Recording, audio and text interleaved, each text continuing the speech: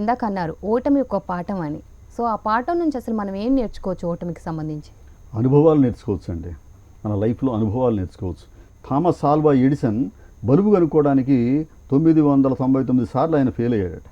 Fail అయితే ఆయన ప్రతి ఓటమి చెందాను అనుకోవాలా, ఈ తప్పు ఇలా చేయకూడదు, ఈ ప్రయోగం ఇలా చేయకూడదని నేర్చుకున్నాను అని చెప్పి ఆయన అనుకున్నాడట. ఒక చోట ఒక ఓటమి కనుక అక్కడ ఆగితే ఒక తలుపు మూసుకుపోతే 99 తలుపులు తెలుసుకున్నట్టండి అవకాశాలు మనకు ఉంటాయండి.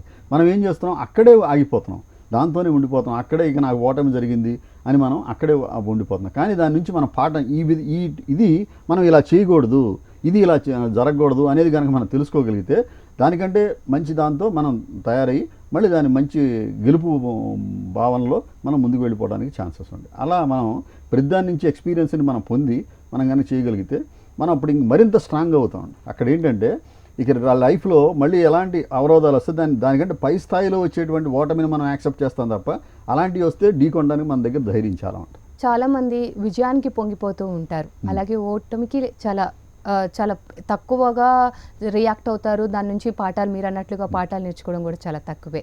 సో ఎందుకు ఓటమికి విజయానికి ఇంత డిఫరెన్స్ ఏంటి? ఇందాక మనం చెప్పుకున్నట్టేనే ఓటమి మనలో ఉత్సాహాన్ని కలిగించడం కంటే మనలో డిసప్పాయింట్మెంట్ని కలిగిస్తుందండి. విజయం అనేది ఏంటంటే మనలో ఉత్సాహాన్ని కలిగిస్తుందండి. ఎంతోమంది దగ్గర నుంచి అప్రిషియేషన్. అందుకే అన్నారు, విజయానికి చిరునామా నువ్వు గెలిస్తే ఈ ప్రపంచం నీ వెనక పరిగెడుతుంది, ఓడిపోతే మాత్రం ప్రపంచం వెనకాల చేతులు కట్టుకు తలదించుకుని నువ్వు అక్కడవే నడవలసి వస్తుందండి. అంటే మొదటి నుంచి దాన్ని అలా క్రియేట్ చేయటం వల్ల మనకు ఓటమిని ఒక భూతంలాగా, ఒక బూచిలాగా మనకు చూపించి చిన్నప్పటి నుంచి చేయటం వల్ల వాళ్ళు దాన్ని యాక్సెప్ట్ చేయలేకపోతున్నారే తప్ప ప్రతిదీ కూడా మనం గెలవాలి అంటే ఓటమి నుంచి వస్తే ఉన్నటువంటి ఆ సక్సెస్ విజయం అనేది స్టాండర్డ్గా ఉంటుందండి. అన్ని విజయాలే సాధిస్తున్నాం, మనకి ఓటమి భయం అనేది ఎప్పుడొకప్పుడు మన వెంటాడుతూనే ఉంటుంది. అందుకే అన్నారు, కెరటన్న ఆదర్శం ఎగసి పడినందుకు కాదు, పడినా అది తిరిగి లేచినందుకు. కెరటం అంత ఎత్తిగిరింది, ధన్మని పడిపోయింది, అయిపోయింది, ఫెయిల్ అయిపోయింది, ఓటమి చెందింది అనుకున్నాను. మళ్ళీ దాన్ని రెట్టింపు ఉత్సాహంతో అది మళ్ళీ లెగిసి మళ్ళీ అద్భుతంగా తను కెరటం అనేది పైకి లెగటం అనేది జరుగుతుంది. సో అలాగే విజేతలకి ఓటమి భయం అంటూ ఉండదంటారా?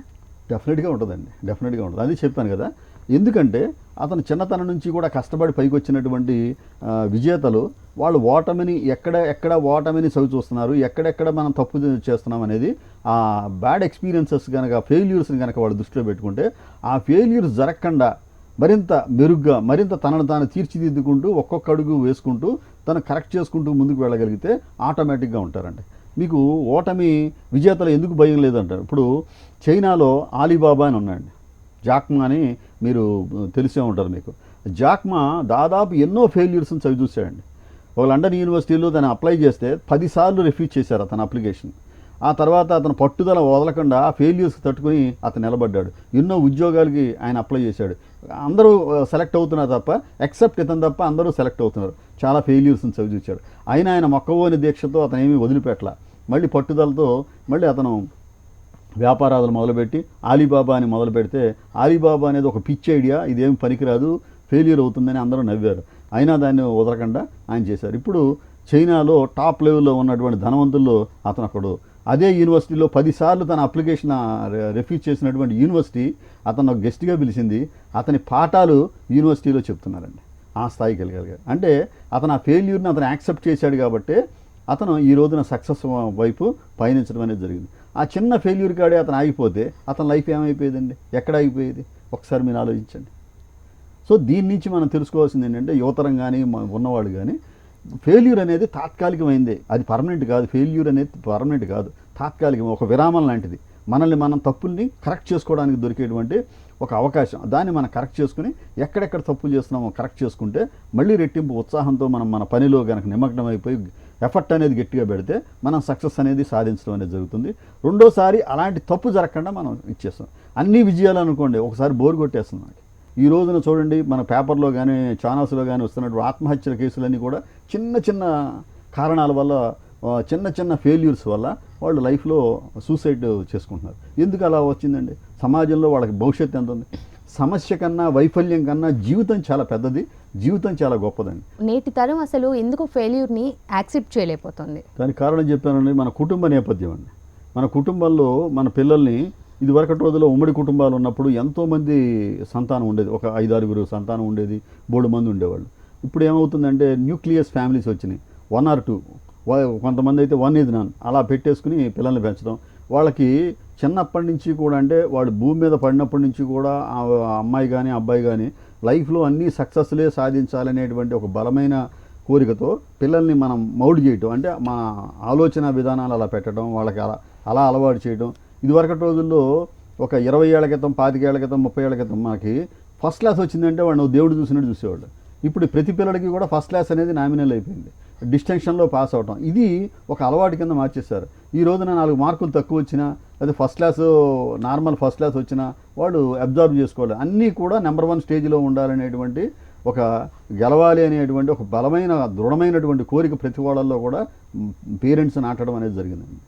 ఫెయిల్యూర్ అనేది వాళ్ళకి చెప్పకుండా అదే ఒక్కటే చెప్పడం వల్ల వాళ్ళంతా కూడా ఆ ఫెయిల్యూర్ అనేది తట్టుకోలే స్థితి లేకుండా ఒక్కటే పందాలో గెలుపు కోసం పరుగు తీసేటువంటి తత్వాన్ని వాళ్ళు ఏర్పరచుకున్నారు. దానివల్ల వాళ్ళు ఓటమిని అంగీకరించలేనటువంటి మనస్తత్వం వాళ్ళల్లో పెరిగిపోతూ వచ్చింది. ఓటమిని తట్టుకునే శక్తి ఎవరికైనా ఎలా వస్తుందంటారు?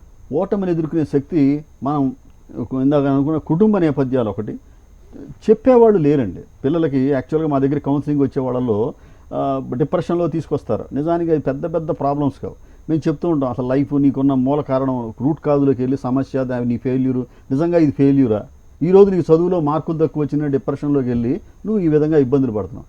అసలు చదవటానికి అవకాశం లేనటువంటి వాళ్ళు సంపాదిస్తేనే కానీ కుటుంబం జరగనటువంటి వ్యక్తులు సమాజంలో చాలామంది స్టూడెంట్స్ ఉన్నారు. వాళ్ళు చిన్న చిన్న ఉద్యోగాలు చేసుకుంటూ 2,000కి, 3,000కి, 5,000కి చేస్తున్నారు.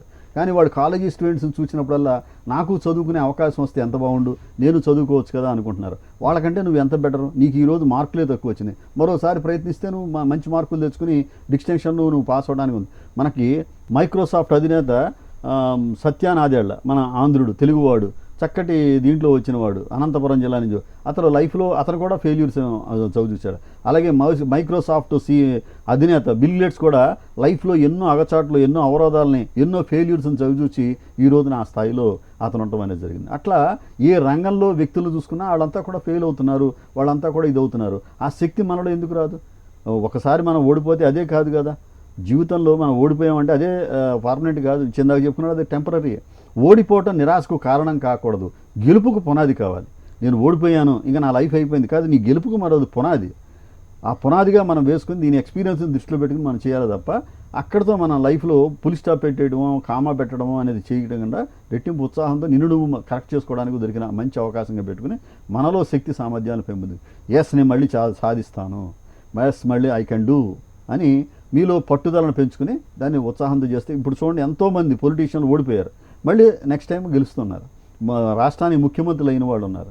ఎందుకు అయ్యారు? ఆ ఫెయిల్యూర్ అప్పుడు వచ్చింది కదా, మళ్ళీ ఈ రోజున రాష్ట్రానికి ముఖ్యమంత్రులు ఎలా అవ్వగలిగారు అంటే వాళ్ళు ఆ రెట్టింపు ఉత్సాహంతో ఆ ఫెయిల్యూర్ని వాళ్ళు యాక్సెప్ట్ చేయకుండా ఎక్కడ తప్పు చేశారో తెలుసుకుని వాళ్ళు అంచెలంచెలుగా ఎదగడం వల్లే వాళ్ళు అయ్యారండి.